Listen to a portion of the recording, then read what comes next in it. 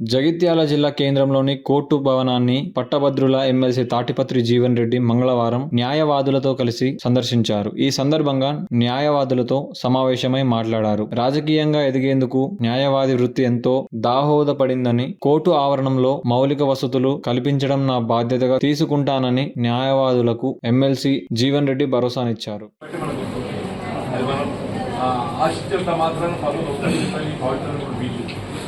కానీ మళ్ళీ అదే విధంగా మనం ఊహించిన విధంగా కూడా పదవులు వస్తాయి.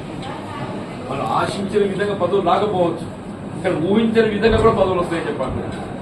ఎట్టటువంటి 94 ఎన్నికల్లో ఆశించిన పెద్ద పొందారు రమణ గారికి గెలిచింది. ఒకసారి ఎన్నికలు ఓడిపోతే ఎంతో ఏమనుకుంటాం, 5 ఏళ్ళ వీడికి ఇంతేనా అనుకుంటాం. నేను అప్పుడే మెంటల్ ప్రిపేర్ అయిపోయినా, మళ్ళీ కోర్టు రావాలి ప్రాక్టీస్ చేయాలని మెంటల్ ప్రిపేర్ అయిపోయింది.